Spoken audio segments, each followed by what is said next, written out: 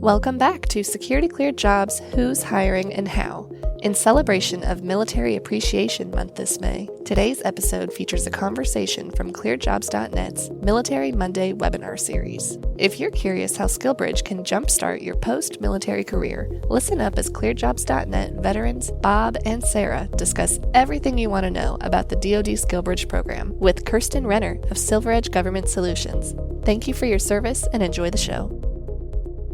Hey everybody, my name is Bob Wheeler. Sara, do you want to say hello? Sure. Hi, everyone. I'm really excited to talk to Kirsten about this and to talk to our community about this SkillBridge program. So speaking of Kirsten, that's who the guest is. So I'll let you guys take it away. Kirsten, do you want to go ahead and introduce yourself, and then you and Sara can get your learn on here. Sure, absolutely. I am Kirsten Renner. I am the TA VP at SilverEdge, and I'm excited to talk about this subject with you all today. Speaking about SkillBridge, can you tell us a little bit about just in general, what is SkillBridge? Because we can look at, the literal definition, right? It bridges between the military and the civilian side, but maybe you could give us a more thorough definition of what that is in case we have people listening that aren't familiar with the program. Sure, absolutely. Well, as the name implies, and as you covered a little bit, it bridges sort of the gap in between, as people are transitioning from being an active duty service member and coming into the private community. And it does so through several different types of opportunities that are made available for individuals in their last 180 days. By the way, it doesn't mean it's stuck on that time period, but it can go up to that time period. And it's an opportunity for active duty service members to take on positions that they're interested in taking on full-time after they're done in the military. And it's just a really good opportunity. It's a lot like an internship would be. They call them fellowships, and there's a couple different types I think we'll cover in the conversation to explain what those different types of roles look like. And SilverEdge is the fourth company that I've worked for that uses this program. We do the best we can at SilverEdge to bring in as many fellows as possible. And so that's active duty service members transitioning out and looking for the next opportunity. For me, I have to admit that my experience with SkillBridge has been really limited. I've recruited in this industry for a long time, but never had the opportunity to work with this program. And so being a military spouse myself and with a spouse who will be retiring in just a few years, I admit that I'm excited to learn more for that reason. Is he eligible? What are the options that we'll have as a family?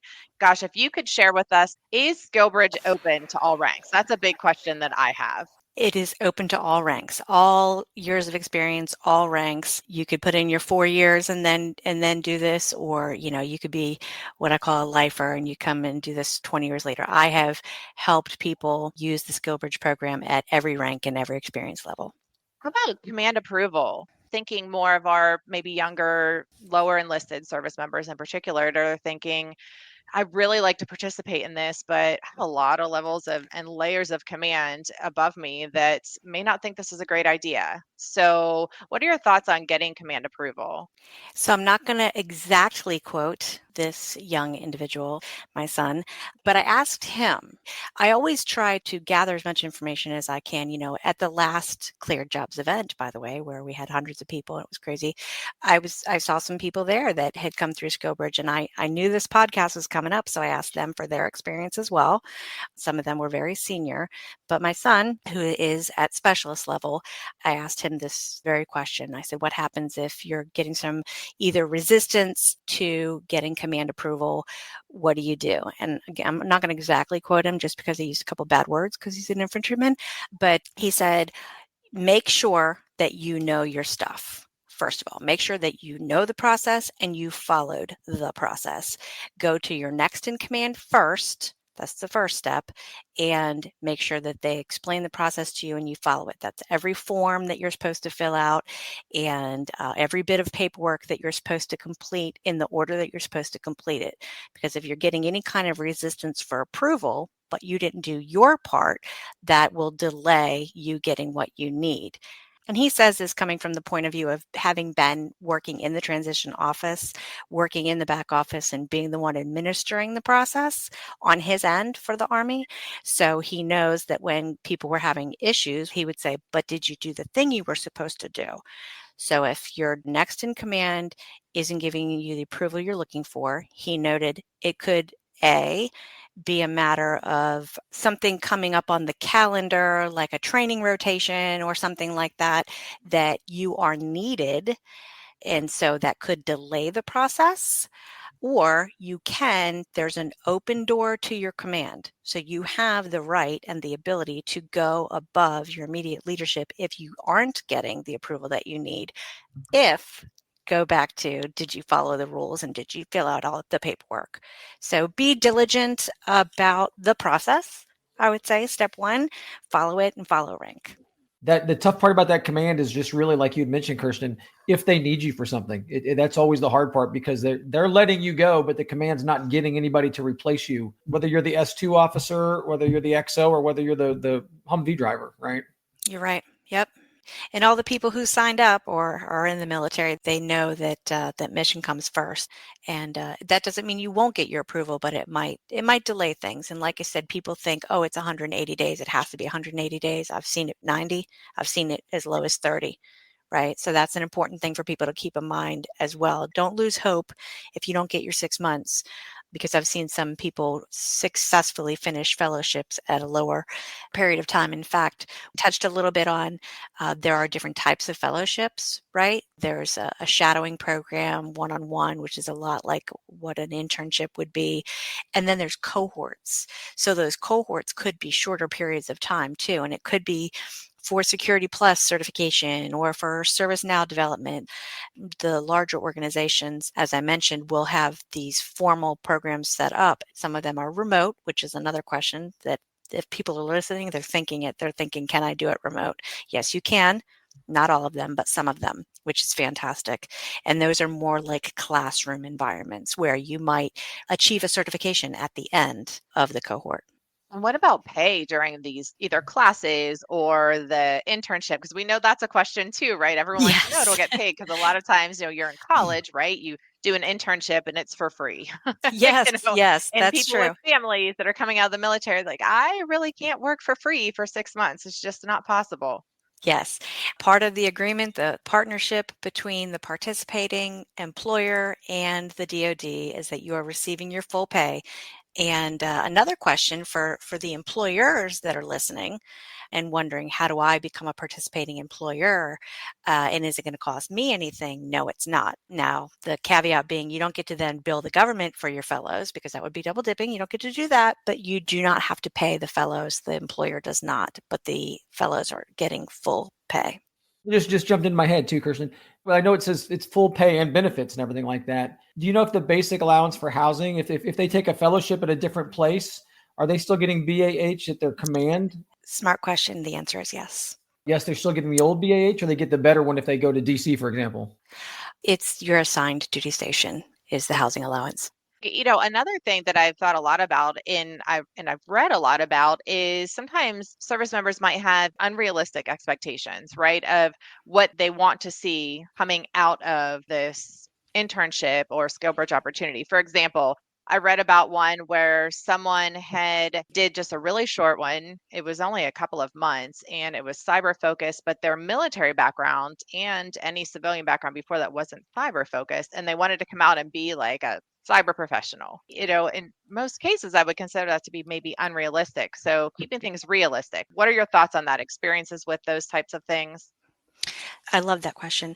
It's no different than any other training program that you go into in terms of being realistic. I have seen some people that had some really high hopes, either coming out of college or coming out of the military, going into cyber in particular.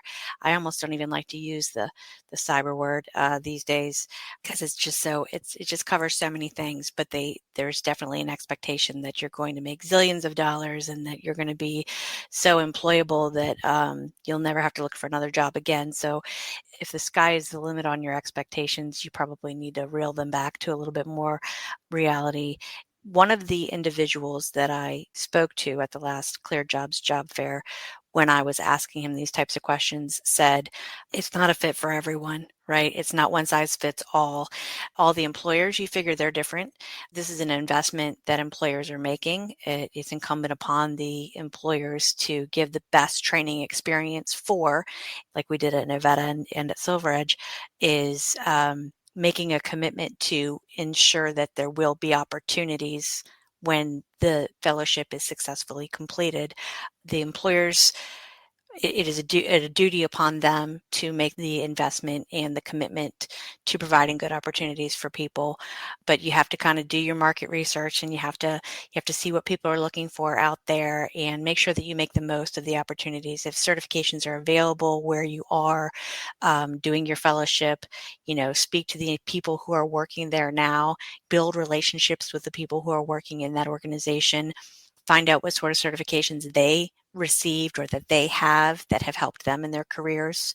Have the finish line in mind at the beginning, how you want it to end, and what your target is, your career target in particular, a position target, and try to meet as many of those people within the organization as you can so that they can help guide, what you're doing. Even beyond the fellowship, they may say, you really need to get a security plus, or you really need to get an A plus, or I really wanted to always be a reverse engineer, or I wanted to get into crypto, and here's the path that I took, right? So the fellowship may be learning about pen testing or learning about incident response. And those are the steps on the path that you need to take to end up where you ultimately want to end up. So, do you tend to see more transitioning service members who are trying something that is maybe outside of what they've already been doing? Are they pursuing SkillBridge opportunities with new areas of focus, right? If they have been, I know you didn't like to talk about cyber, but maybe that's what they had been doing and they want to do something completely different. Do you see more of that, or do you see individuals coming out where they're kind of building on what they've already been doing? I'm just curious. No, that's a really good question. It's a process because people, regardless of the experience level that they have in their military career, one of the things that I see the most, I just did a series of networking socials attached to bases all down, as you know, I was down at Bragg Yes, quite a I bit. saw you. Woohoo, fun times. And up here in the DC area, and meeting a ton of active duty service members and transitioning service members. And a common theme is that they're looking for guidance on what to do next, right? So most of them are hoping that you will help them understand what is even out there. They may not have a full understanding of what they're looking for. I haven't seen a ton of individuals who went way out of their wheelhouse. But when they connected with the right people, a recruiter or a PM or someone that could help them in their search, those people might say, oh, I see that in your experience, you did this, this, this, and this, and that sounds a lot like program management, or that sounds a lot like capture, or we can take all these analytic skills that you have, this SIGINT over here, or, any type of human experience that you have, and you are going to be a fit for what we need to do is help them translate, tell them about the work that we're doing, tell them about the work that we're pursuing, and help them understand how the work that they're currently doing will translate into what's available on the private side. And that is so important. And I know that's challenging because again, going back to, my husband will be retiring in a couple of years and we're kind of doing the same thing, looking at, okay, what do we do with what he's been doing for years? But what happens if someone goes through the SkillBridge program and they maybe don't want to do what they did? What if they don't want follow-on employment? And on the other side of it is there guaranteed follow-on employment, through a SkillBridge program? So, they're kind of two different avenues, right? There isn't a guarantee, but Okay. it is part of the agreement on the partnership side, is that you say that is your intention as a partner, right? So the employer, whether they read the fine print or not, did commit to the DoD that their intention is to provide full-time opportunities. I read the agreement. That's what it says. Um, but there isn't a guarantee. The work may not be available. So, and I will say it's okay if whatever you were doing during your fellowship is not what you want to do when you grow up. That's okay. It's still a learning experience. It still goes on your resume, but you're not now trapped into doing whatever your fellowship was about. It's still exposing you to a new environment, a whole new world, frankly. You're getting to feel what it feels like to wear a different uniform, and go to a different environment. So there's no loss, in my opinion, in doing a fellowship that isn't necessarily what you want to do. Because remember, we talked about it's just creating a path to something else. It's like a test drive. I love that. I love the test drive. And so while someone's going through the SkillBridge program, then they should probably continue to network outside of what they're doing and with other companies and pursuing other opportunities, right? Because what if there is not an opportunity when they're done, whether they want it or not? Mm-hmm. Yep. So just continue to work, and LinkedIn's such a valuable resource. Job fairs, like you talked about, continuing to go to events and talk to people. Hey, Kirsten, we actually have a questions coming in through LinkedIn. I just wanted to throw out there to you. So John's asking about trying to figure out where he can find out where SkillBridge opportunities are. Like you're at SilverEdge. So does your careers page have a special SkillBridge section? Are there just job postings that say SkillBridge? What would be the best way for someone to try to figure out if a company had what they were looking for SkillBridge type stuff? Yep. So all of the above. So the DoD SkillBridge site lists all of the employers, and it gives you the option to search by employer name or by location or by discipline. So that's one place to look. The other place would be on the specific employers' websites. Some of them will have a special section. They may call it military hiring. They may call it SkillBridge. And some just have them listed among all of their other career opportunities. And how long before someone is in the position where they could do a SkillBridge opportunity? How far out from that should they start looking for an opportunity? It's never too early to start looking. And that's for all career seekers, right? Wherever you are, actively or passively, if you want to keep exploring, you never stop networking, never stop looking. Some of the best jobs I ever had offered to me and ended up taking were when I was actively and happily working somewhere else, right? So it's never too early. And is it okay to approach a company? And so say someone is interested in working for SilverEdge and there's maybe not an opportunity posted at this time. Is it okay to ask a company, do you participate in the SkillBridge program? You know what? I'm so glad you asked that. I feel like you just, it was a softball and it was a favor to me because I should have said that. I should have said, if you don't see it posted, in fact, that goes for all positions too. Yes, for SkillBridge in particular, but if you don't see it listed, you can send a direct message on LinkedIn. Always ask if they're participating in SkillBridge and the opportunity is not yet available, they can create the opportunity. It's very simple. It's very easy to do. I love that. And I think we have one more question that we wanted to make sure we hit on. So, and I'll let you kind of take the lead on it, Kirsten, because you're the one that brought this up to us about terminal leave. So because I ended up having to look that up as well, when a candidate asked me what happens to my terminal leave, it is still available to you. You still get to take it. So you won't be losing out on that. Like you, Sara, I was in the military. I saw a family that just got out of the military in the last year. So SkillBridge is one of those topics that just people are always asking about, whether it's a Lance Corporal asking about it or a Lieutenant Colonel asking about it. And we appreciate your feedback, Kirsten, because I think the thing I took away from this was ask the questions. If you don't know the right answers, or if you don't have the answer, ask a question from the individual employer, because they're the ones who can really explain what that process is going to be like on that end. Kirsten is right there. She's comes to a lot of job fairs. She's out and about. Super big time veteran advocate for all kinds of stuff. So we appreciate it. We're really grateful for your time today, Kirsten. Of course. Really valuable information. Thank you. Thanks a lot, everybody.